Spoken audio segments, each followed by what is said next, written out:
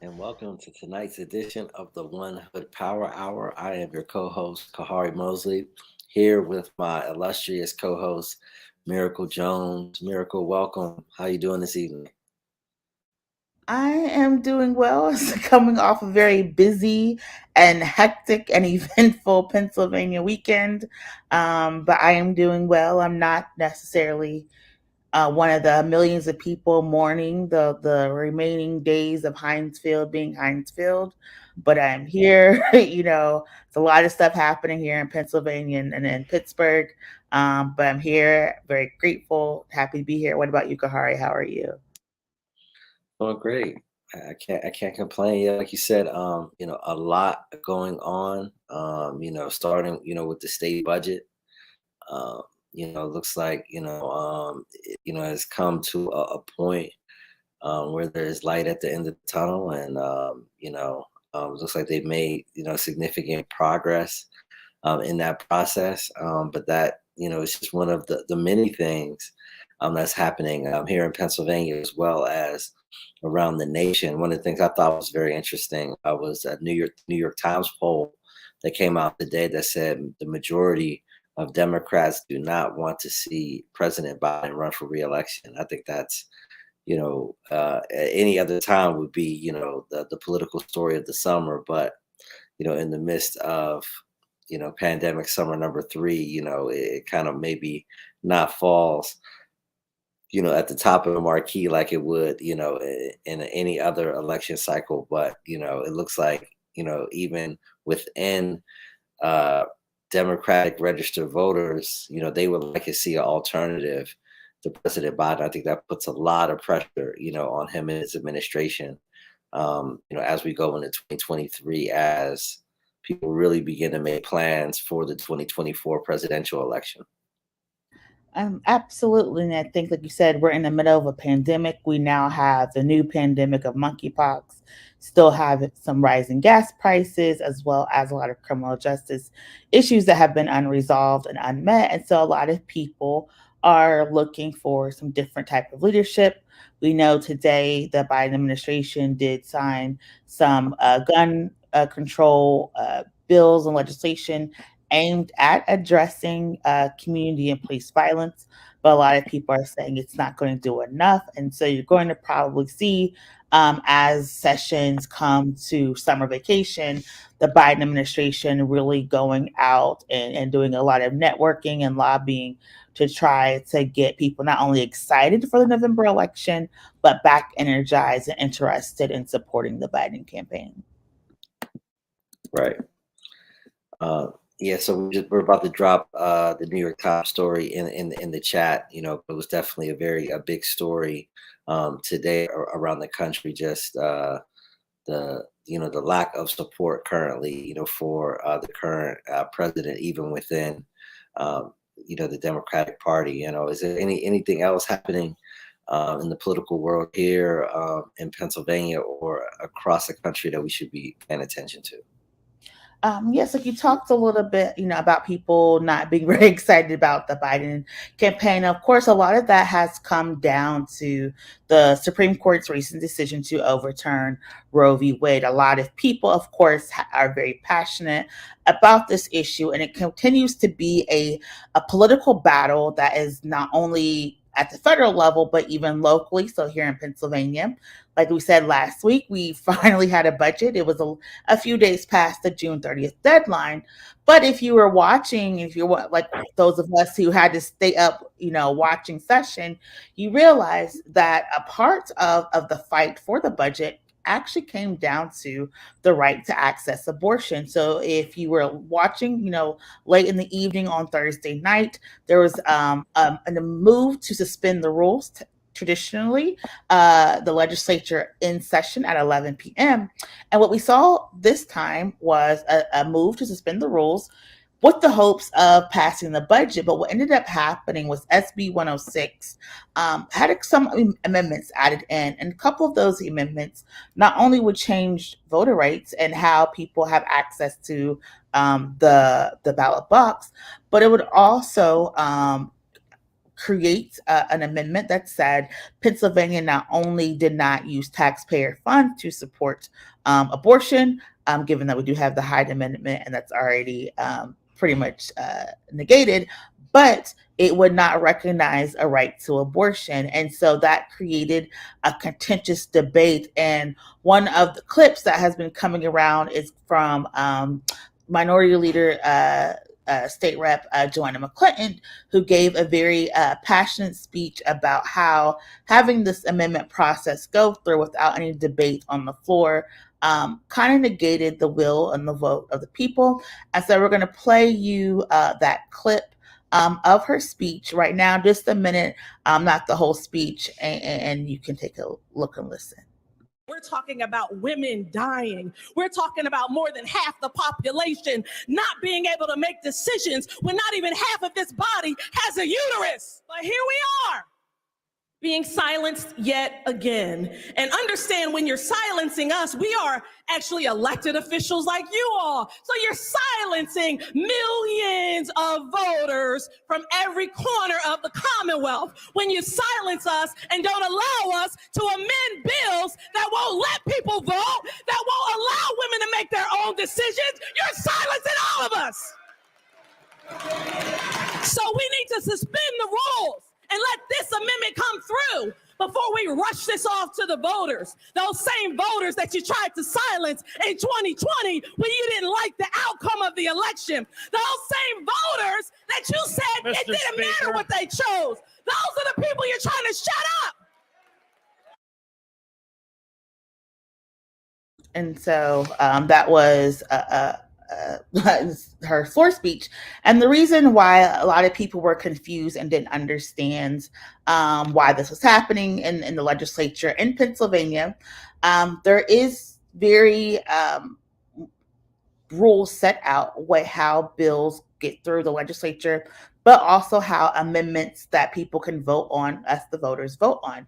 And one of the requirements for an amendment to be put on the ballot, to be put before the general people, is that the bill has to pass twice in concurrent session, so 1 year after the other, so that it can be moved towards a voter amendment that happens usually in the general election. This, obviously, because Governor Wolf said he will veto this provision of the amendment, allows for next session this to be put on the ballot box. And we do have a little bit of a rubric just to show what that means and what that process is.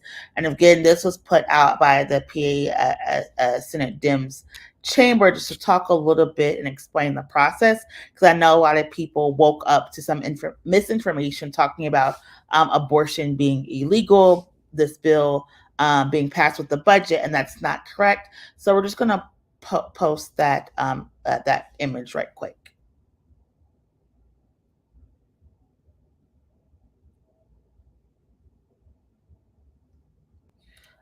So like you said, do not be alarmed. And this cycle happens every election cycle. Once it passed, it'll be put into the law in the session, and then it goes on. It has to go before a vote, number one, and it then has to be vetoed before it puts the same bill through next legislative session, and then it becomes an amendment that the voters are able to vote on. It is a process that happens every year. You know, you had Marcy's Law a couple of years ago, and that ended up being found unconstitutional. So there is a lot of things that happen that go through the legislature and go through the voters process for constitutional amendments. But so this is one of the reasons why you have to stay informed about what's going on electorally and some of the rules. And with that, I'll turn it back over to you, Kahari, to talk about some more things that have happened with Pennsylvania this weekend. Yeah, one thing I did want to add that there was two bills that were vetoed by Governor Wolf on Friday that have been highly controversial and all over the news. The governor vetoed a bill that passed in the legislature that would bar transgender female athletes from participating in high school and college sports, and also veto a bill that would allow poll watchers to go from one county to another to observe election activity.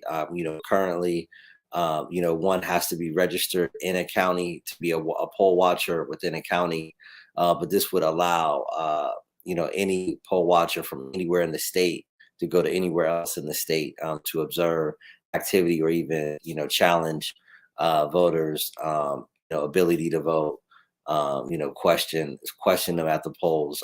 But that bill was also vetoed as well. But also what appears to be a bill that passed was one that would give counties $45 million in new funding, but also there's some strings attached as far as preventing private dollars from funding election activity, which happened in 2020. So, some people are looking at this piece of legislation as a mixed bag, where it's good that more public funding is going into elections, but, creating barriers to allow private funding to help support elections, seems to be a major sticking point, in this particular piece of legislation. But that's just some of the many things that have kind of been at the forefront in the world of politics here in Pennsylvania. Back to you, Miracle.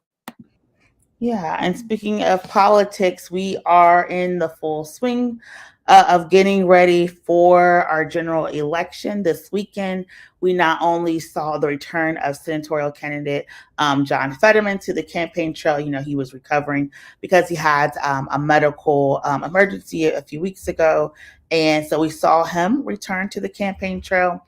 We also saw what considered maybe the beginning of a contentious social media battle between the Fetterman and the Oz campaigns, going back a little bit on social media about not only not being a Pennsylvania resident, but the amount of money going back and forth. So we're starting to see the positive campaign that may have been the norm for the primary season is kind of waning, and people are leaning into more of an attack mode. Again, it's something kind of different than the positive primary season that a lot of people tried to push. And we're also seeing a lot of people now talk about the gubernatorial candidate Mastriano, due to the fact that it was revealed that when he held a press conference recently to celebrate, the founder of Pennsylvania, there were people who had some very interesting perspectives. People have accused them of having some white nationalist Christian perspectives.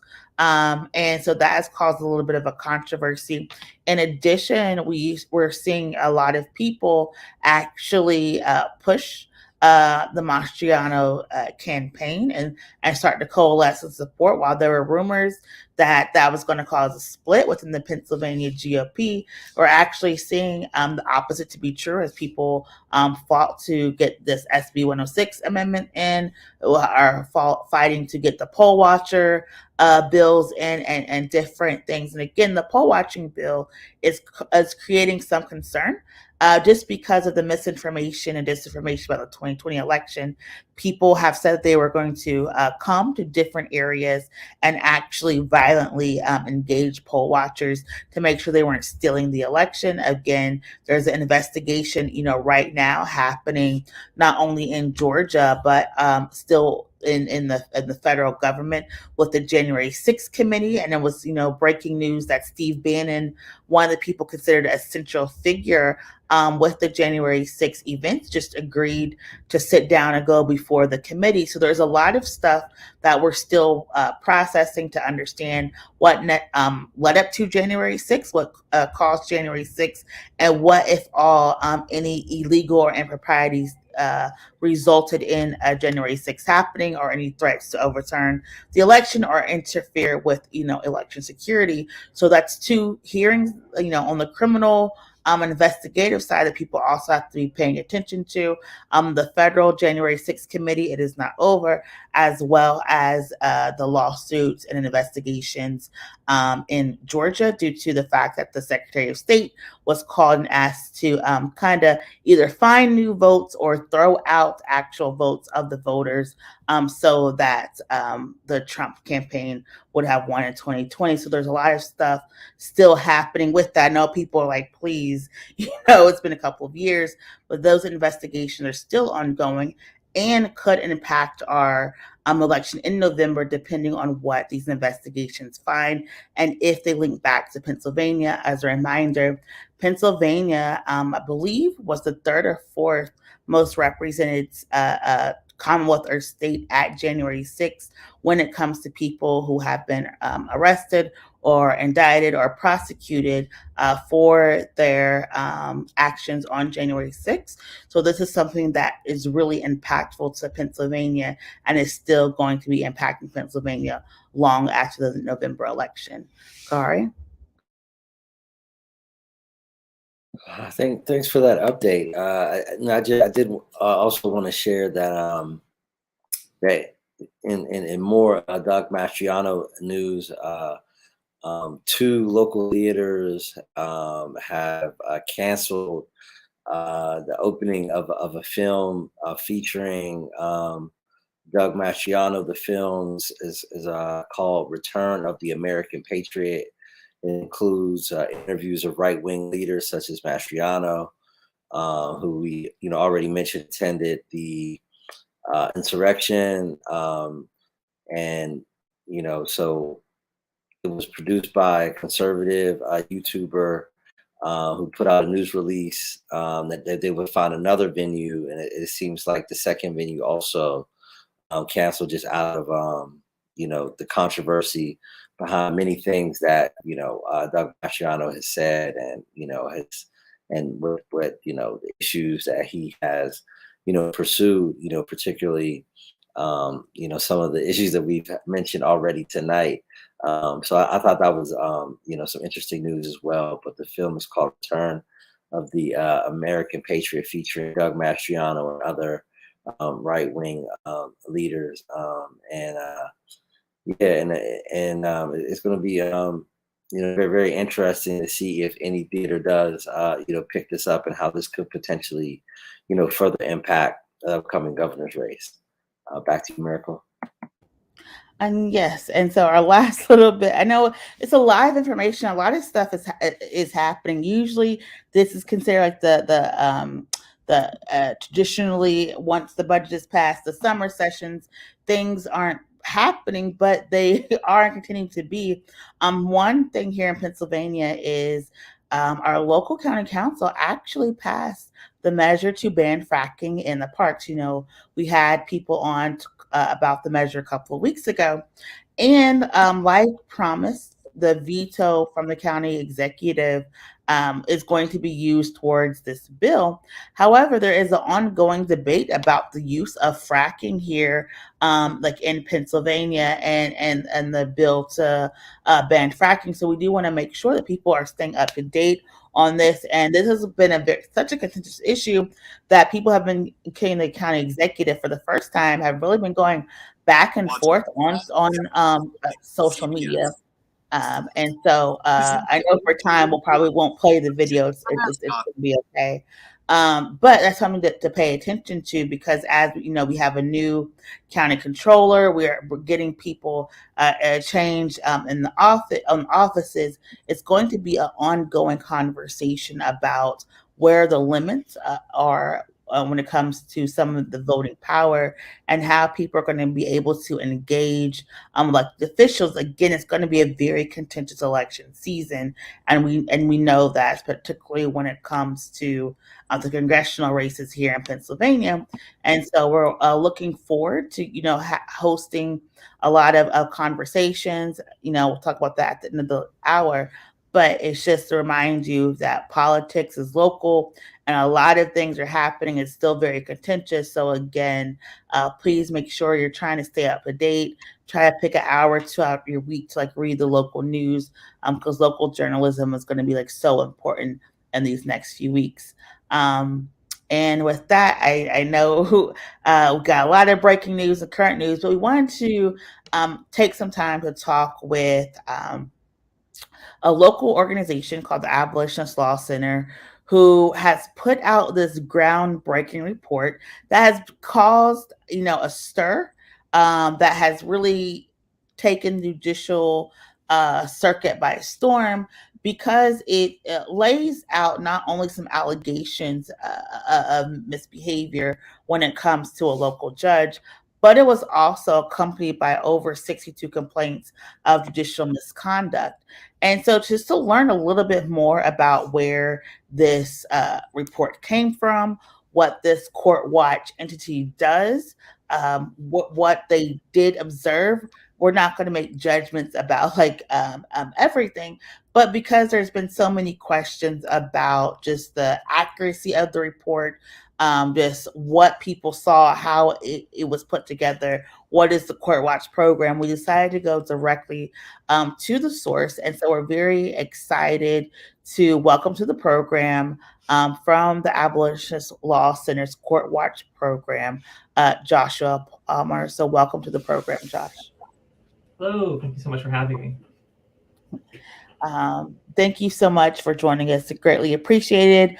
Like I said, you put out this report. And before we get to the report, can you just talk a little bit about what is the Court Watch program and who is the Abolitionist Law Center? Of course. So the Abolitionist Law Center is a public interest law firm that was founded back in 2013.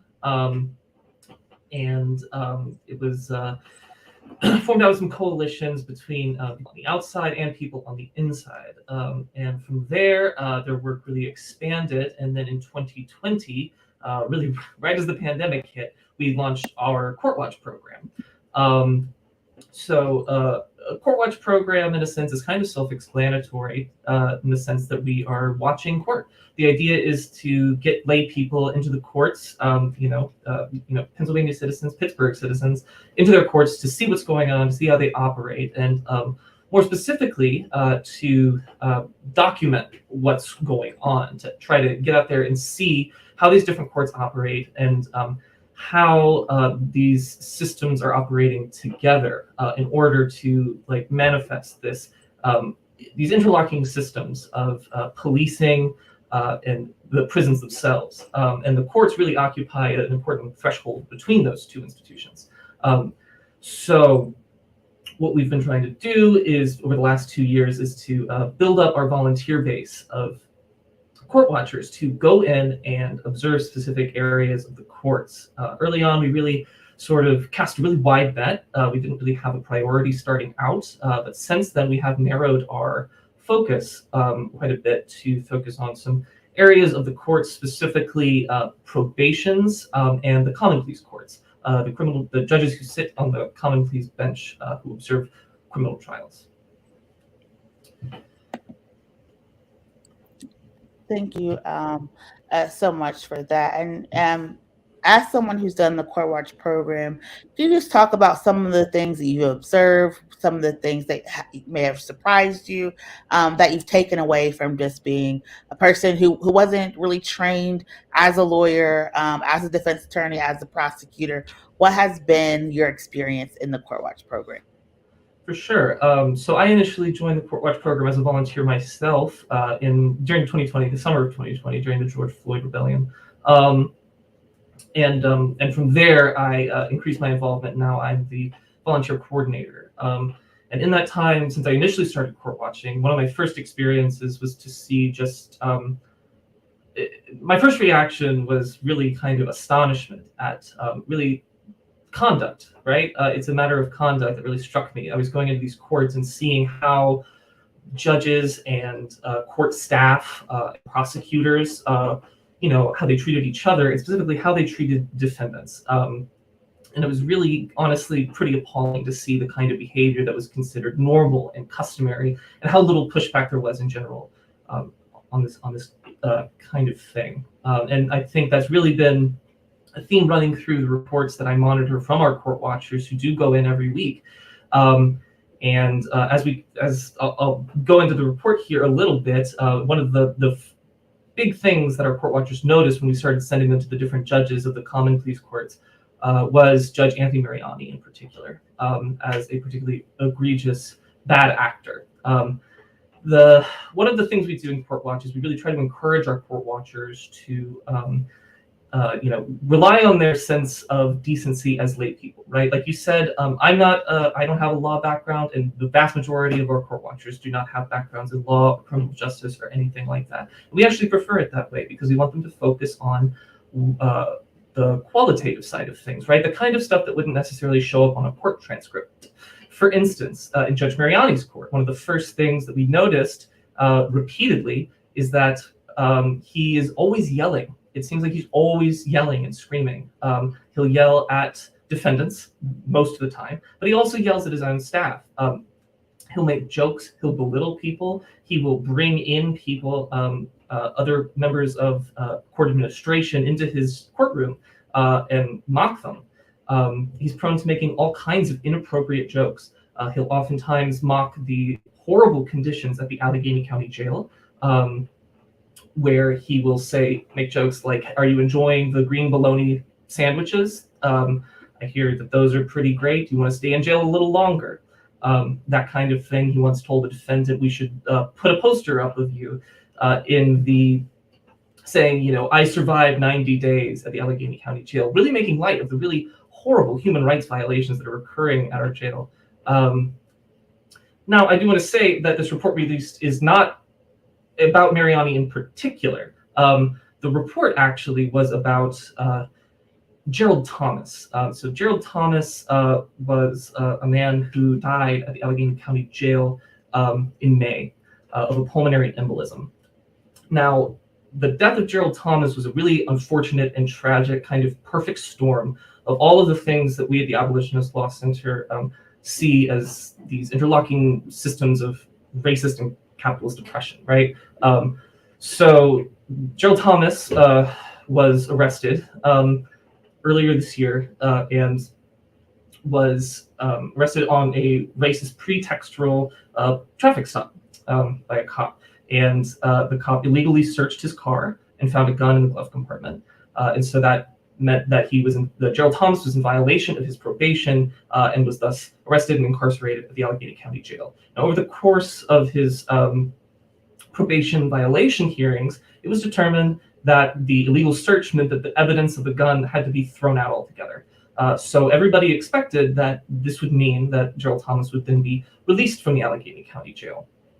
Unfortunately, Judge Mariani, who was the judge of his case, who was supervising his probation, decided that he, in fact, would incarcerate him for his own good, saying some really heinous things, saying, "I have to lasso you, I have to cage you in order to stop you from hurting yourself and continuing down this road," making a lot of prejudgments about who Gerald was as a person, and that he was hopeless and without, that there was no way he could be reintegrated back into his community. So what ended up happening is that he was sent back to jail, and then shortly after, he suffered a pulmonary embolism at the jail. Now, the jail, of course, as any of you who might be following the jail oversight board meetings, is in a state of dire crisis. It is horribly understaffed, especially on the side of mental health and medical staff. And so what we were trying to communicate in this report, right, is that Judge Mariani was one particularly egregious piece of the puzzle when we're trying to discern who is responsible for the death of Gerald Thomas. And of course, not just Gerald Thomas, because Gerald Thomas is one of 14 men who have died at the Allegheny County Jail since the beginning of the pandemic in 2020. And that number is actually low because we're fairly certain that these numbers are being undercounted. As we know that the jail does not count deaths for anyone who is taken from the jail to a hospital, say they're considered no longer in custody and the jail believes that they're not responsible. So in our report, which is written by our staff attorney, Dolly Prabhu, and it is very comprehensive and thorough and well-researched and lays out precisely how we see all of this operating. From the racist police stop of Gerald Thomas to the system of probation, which kept him detained, in the year prior, leading up to his death. Even though we cannot say for certain that the jail was responsible for Gerald Thomas' death, at the very least, we can say that he should have been with his family because he was not a threat to his community based on his probation violation. And also in the report, Dolly lays out very well how probation, oftentimes considered to be an alternative to incarceration, is in fact a trap in and of itself, because judges will tack on multiple sentences, and then people get stuck in a probation sentence of long time, right? Like years and years. And it is incredibly easy to violate your probation. And when you violate your probation, you end up, like Gerald Thomas, oftentimes incarcerated. And you have to wait for the probation violation process to play out, which can sometimes take months, sometimes years. And in that time, especially when there's a crisis at the jail where people are dying, these judges know, right? There are judges who sit on the jail oversight board who know that there's a crisis at the jail, who know that the jail is understaffed. So when they are, when they deny bail, when they set unaffordable cash bail, or, as is the case in Allegheny County, right, our probation detainers are actually a major driver of incarceration at the ACJ, something like 38%. So these judges are putting people's lives at risk by keeping people in jail and not decarcerating. Thanks for that, Josh. And I was just looking at some of the recent media coverage of the report, and in the report it has over 60 complaints. Can you talk about maybe one or two of those that really encapsulates the concern that you bring in a report like this to light? Of course. So of the many different kinds of complaints that we filed against Gerald Thomas, and again, I'd like to say that our court watchers who we drew all these complaints from before turning them into formal complaints, which were submitted to the Judicial Conduct Board of Pennsylvania, these are all independent observations, right? We're not top down saying like, hey, go and say this about Mariani. These court watchers are going out and they're coming to us and saying like, whoa, he said some really outrageous things. Chief among them, and perhaps the most, really appalling, is his penchant for making inappropriate comments about the physiques of Black defendants who come before him. He said before of a defendant, how many push-ups do you do in jail? You're so meaty, you're so, hefty. I bet you could really hurt someone. I'm going to keep you in jail a little longer. He's, said things like, your body is a weapon. I have to keep you in jail longer. He'll like pepper them. And these are sort of like off the cuff, kind of jokey remarks, right? The kind of thing that would not necessarily jump out at you in a court transcript, which is really demonstrates the importance of a court watch program in every community, that you can go in there and see these things that on their own, independently of each other, wouldn't really register to anyone in particular as like, worthy of like disciplinary action. But when we're able to collect information on a pattern of behavior, right? And, as you can see in these 62 complaints, there is most certainly a pattern. One of them, the worst one being these inappropriate comments about black men's bodies, implying that they are essentially dangerous, a weapon, and that they're a danger to their communities just by having the body that they have. So to us, of course, this speaks, very directly to, racist bias in the judiciary here, especially for Judge Mariani. I hope that answers your question a little bit.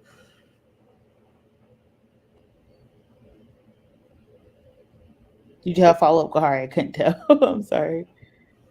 No, great answer, Josh. Appreciate it. And so my question with that is, the legal community is tight knit, is very small here in Allegheny County, and so this again was shocking to a lot of folks. So what has been some of the reception to the report?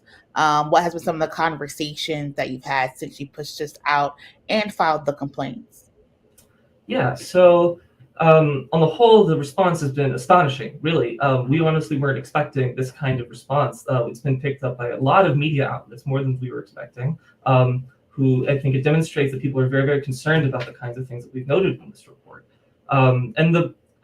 We've gotten support from the CARE, it's the Council of Islamic Attorneys, something like that. I got the acronym wrong.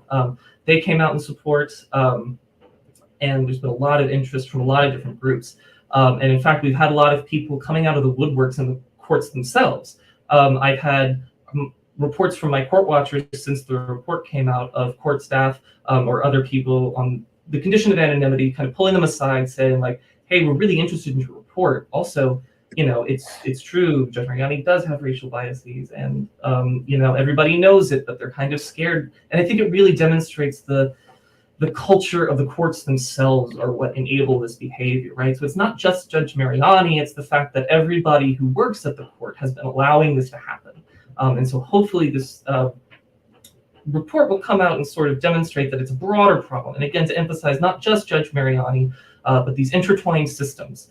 And in terms of other response, there has been some attorneys, some defense attorneys coming to Judge Mariani's defense, saying that he is in fact a good guy with a strong reputation and a good legacy, and that he does fight, that he does operates fairly in his courts. Of course, from what we've seen from the small group of people coming to Mariani's defense, is that they haven't read our report because their comments have focused only on Mariani, right, and not on, say, the death of Gerald Thomas, which is really what we're trying to communicate. And also that our court watchers haven't said anything nice about Mariani, so that we're not to be taken seriously on that front. And this is not really the kind of thing that we take too seriously at this moment, mostly because I think the report really speaks for itself, and that the broader community within either just the legal community has been responding, saying like, wow, this is really important. We need to engage with this in a meaningful way, and to pressure the Judicial Conduct Board of Pennsylvania to meaningfully investigate what's going on. Perfect. And like you said, there has been some pushback against the report, particularly people against coming to the judge's defense, with a lot of people saying that this is just the judge's personality, that these are off-color jokes, that this is not anything about biases. And so do you yet have a response for people who are saying like, yes, this is a comment made, but it's not necessarily racist, and maybe racial, it's not necessarily racist, and it doesn't matter what the comments are, as long as the sentences are fair? Do you have a response to that? Yes. So we really don't need to be litigating precisely whether or not what constitutes racism, because what we're talking about here and what the charges, the complaints that we filed, are in direct violation of the judicial code of conduct, right? We're claiming in these complaints that the behavior, the conduct of Judge Mariani is what's at issue, not his outcomes. We're not trying to litigate whether or not his outcomes are unfair, his sentencings. We are saying that what he is doing in court, making these off-color jokes, screaming and yelling and being unprofessional in and of itself is a violation of the judicial code of conduct. So that's really the substance of these complaints, right?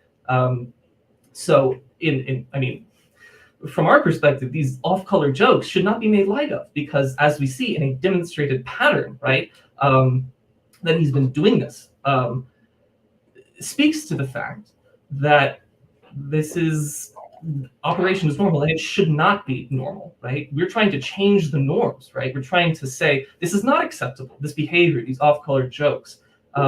This kind of thing deeply impacts the people that he sees every single day. And in the case of someone like Gerald Thomas and the other people that Judge Mariani goes out of his way to make sure stay in the Allegheny County Jail, these off-color jokes build up into a sort of perspective on who's going to be forced to stay at the Allegheny County Jail and have their lives put at risk. So, the stakes are a little higher than a few off-color jokes, right? This man has a lot of power and a lot of discretion over people's lives. So it is of the utmost importance that all judges abide by the Judicial Code of Conduct. Thank you. And so I know we kept ran over a little bit longer, but can you just talk a little bit? I know you said you are the volunteer coordinator. Can you talk about how people can get involved? What are the requirements, and how many hours a week do people do? Just because people may be interested in learning more and actually participating with the Court Watch program.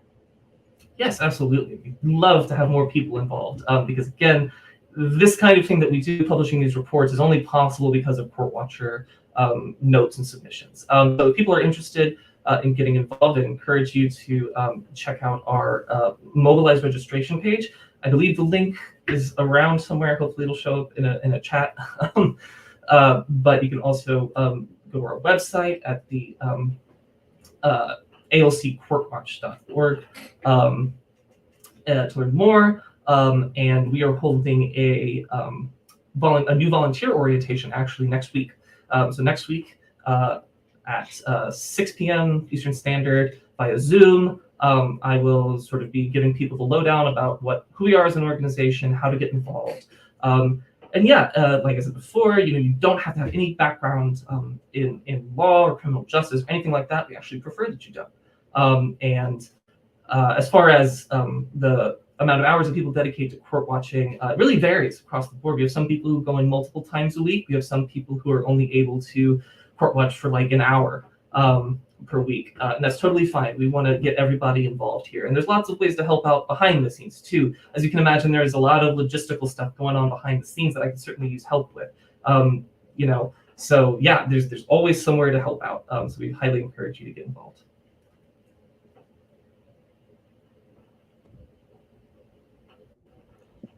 Perfect. I'll send it to Kari to wrap up.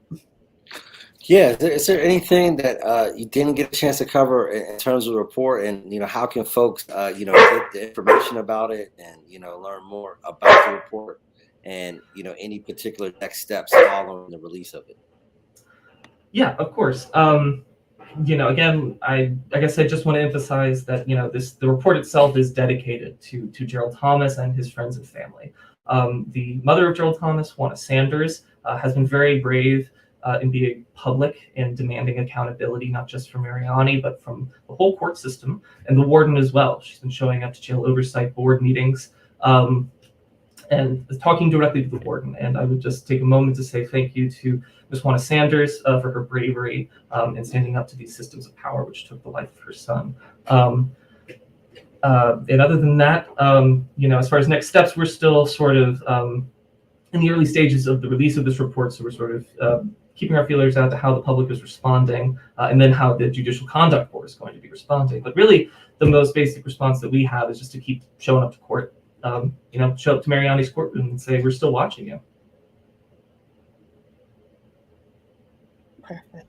Well, thank you so much, Joshua, from the Abolitionist Law Center Court Watch program, the volunteer coordinator, for joining us on this Monday night. We really appreciate having a dialogue and conversation with you. Of course. Thank you so much for having me. It's been a pleasure. And so, like Josh mentioned, you are able to volunteer, to sign up for their program on the 18th. In addition, we did put in, the link, the chat, to some of the comments that some of the people who have been defending the judge have talked about and put in on their social media, because we did want to give people a full scope of what's happening and understand all of the positions that people are taking. But again, this is a conversation that we're going to be watching, not only because Gerald Thomas is no longer with us, but because criminal justice is some reform and change is something that we're very much committed to engaging and amplifying and highlighting, and we'll be following the response to the 62 complaints. Again, this is a very unprecedented time for the legal community. This is one of the first times that an individual has this many complaints. We know here in Allegheny County. It's not the first time this has happened. We saw last year when Judge Tranquilli was removed due to some of the racist comments. One of the controversial judges here in Allegheny County, Judge Manning, actually not only was he able to leave, he had been accused of making racial comments multiple times. People had protested him in multiple instances. The Governor Wolf just not and the Senate really in Pennsylvania just confirmed and nominated his replacement. So that was a position that the voters did not get to decide on this person who's now on the bench here in Allegheny County. So this is an ongoing conversation with the impact and support of judges. And with that, Cardi, do you want to talk a little bit more about that process and what that means for Pennsylvania for the ballot next year as a judge position may be on the ballot? Yeah, sure. As Miracle mentioned, along with the appointment of Corey O'Connor to fulfill the role of county controller, which, full disclosure, the former county controller is my wife, Chelsea Wagner, who's now a Court of Common Pleas judge. But last Friday, Corey O'Connor, the city councilman from the Squirrel Hill, Greenfield, Hayes area, Lincoln Place area, resigned his office and took role as the interim county controller, appointed by the state. The governor made the appointment to the state senate, and then the state senate has to vote to fulfill the appointment. And it's very much similar to at the federal level. Getting appointed to the Supreme Court or something like that. So Corey O'Connor will fill the remainder of former controller Chelsea Wagner's term until the end of next year. So he will be up for re-election in next year's spring primary. I do believe that there is at least one other candidate who announced their intention to also run for that seat, and that's the countywide Democratic County Councilwoman Bethany Hallam. And then you also have Andy Seffi, the county solicitor under County Executive Rich Fitzgerald, was also appointed to fulfill Judge Manning's the remainder of the term. So he will be up for re-election next spring as well, the spring of 2023. And that's Andy Seffi, who ran unsuccessfully for judge this past cycle in 2021. Was not successful, but was able to get an appointment from Governor Wolf and was confirmed by the Pennsylvania Senate on Friday as well. Yeah, so there's always a lot of things happening, and again, this is why people have to pay attention, and it gets a little, stressful and overwhelming to be living in a real life soap, drama of like as the politics turns in Pittsburgh and Allegheny County. But these things are very important. So that's why it's always imperative to be talking to your elected officials, to be talking to your local leaders, to be talking to your local council, county and county council officials, because a lot of legislation to protect and change and impact your life comes from our local legislative branch. And that's why I think they're so important. And so even here at One Hood Power, a lot of things are changing. We are growing and expanding, and we will be bringing back, our fall forum series, launching this fall. So we know it's going to be a general election. We are sending out invitations to people who are running throughout Pennsylvania. Again, we do focus a lot on Southwestern PA, but we are focusing on a lot of work. And so we'll be reaching out to people. That means it will, again, be reaching out to anyone who's running, Republican, Democrats, independent, third-party candidates. So please make sure you are staying tuned. If you are running for office, again, we've seen this a lot of times, especially with our third-party candidates. Please make sure you have your signatures ready.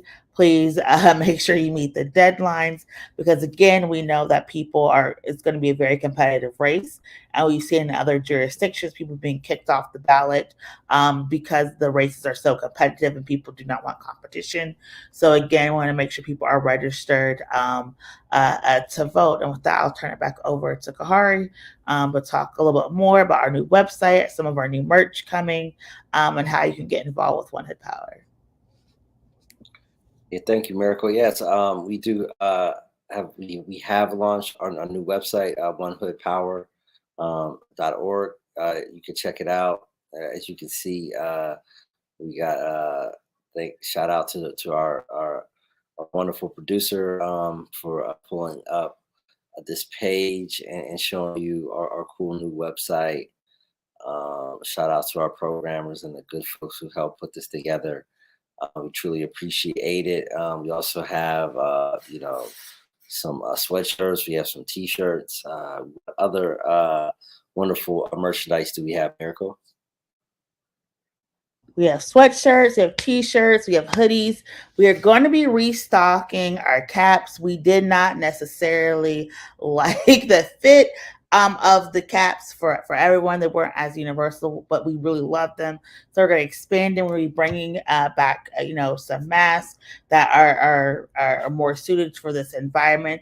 So there's a lot of stuff that is happening. Again, we're thankful as always for your support, for your engagement. We know it's a very, tumultuous time and people are trying to survive the summer. So again, we want to thank you all for engaging or for supporting. And I'll turn it back over to Kahari to close. Just make sure you subscribe and like our YouTube channel. We're going to be engaging and bringing up some more stuff, putting up some more facts. A lot of people didn't know what a veto was until last week. So we want to make sure we're giving you the correct information so you can make decisions, the correct decisions that impact your life, letting you know what is the constitutional amendment, like what is jury nullification, what is retention voting, why do all these things matter, what is these conversations. So we bring you some lot of stuff. So please make sure you're staying in tuned. And I know we talked a little bit about Gerald Thomas. We also want to give our condolences to the family of Jalen Walker. Again, we know that what's going on in Ohio and especially in Akron has been at the hearts and minds of a lot of folks. And so we just want to make sure that people are still paying attention to what's going on in Ohio and with like all the violence, and just encourage people to get involved locally, to mentor, to support, to become a change maker in their own communities. As it's summer, we know this is the time usually when violence hits the hardest and the most. Just encourage people to take on interns, be mentors, support the youth and those who are impacted out there to really make a change. Thanks so much for that, Miracle. As my dog joins in on the final words of this evening. Yes, just look out for us, coming over the next couple months out in the community doing work. We're going to have our first pop-up of the summer fall series. Of the summer fall season, July 30th. That's a Saturday. We'll be back out in front of our social status like we were the last two times in May, in early June. So we're really excited about that. People, Politics, and Power Part 3. Again, that'll be Saturday, July 30th. From noon to 4 p.m. It'll be more of a block party feel this time. We're gonna have a DJ. We're going to continue to have the food trucks out, and that'll be starting a series through the election. It will be the last Saturday of every month, except the month of October, which will be the third Saturday, which will be the Saturday before the voter registration deadline. So, you need to register to vote. Come through. If you need to update your registration, change your party affiliation, change your name,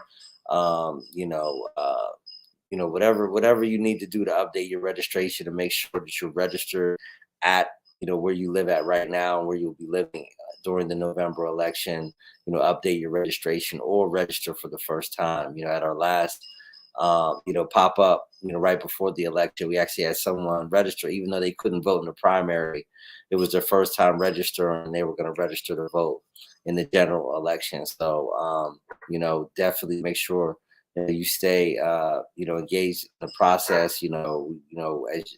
And really, get ready for a lot of TV commercials. This is going to be probably the most expensive senatorial race, and you add the gubernatorial race to it.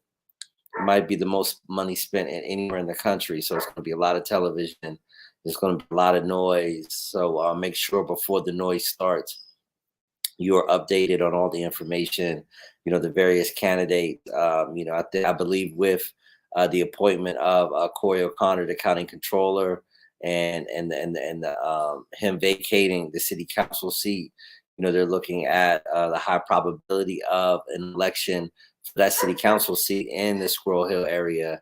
That'll be during the November election. So not only will it be, state offices and federal offices, if you live in the Squirrel Hill, Greenfield, Lincoln Place, Hayes area, you will have a city council election to vote in. So stay tuned for that as well. And with more and more candidates coming out, there's going to be more and more open offices, as we go into the 2023 cycle. So we're going to be looking at a huge turnover of new candidates, new people going into elected office that hadn't been there before, and our city council and county council, as well as other large offices, county executive, district attorney, will all be on the ballot in 2023. So stay tuned for that as well. But with that, want to thank Joshua Palmer from ALC for joining us and sharing that information. Always, thank my co-host Miracle Jones for all the wonderful work that she does. As well as our production team, all the fantastic work they do. Miracle, is there anything else you want to say before we adjourn for this Monday evening? No, we're working on our program for next week. We'll be talking with some doctors who are at the forefront of treating the monkeypox epidemic. We'll also be talking to some elected officials about the Home Health Repairs Act. If you are a homeowner in Pennsylvania, there is now $125 million being set aside in the Pennsylvania budget so that you can repair your home. So we know a lot of people, a lot of homeowners have talked about, needing support. And so we'll be talking with some elected officials about that next week, in addition to some more exciting things happening here in Pennsylvania. So make sure you subscribe to our YouTube page, follow us on all the socials. And with that, we'll see you next week.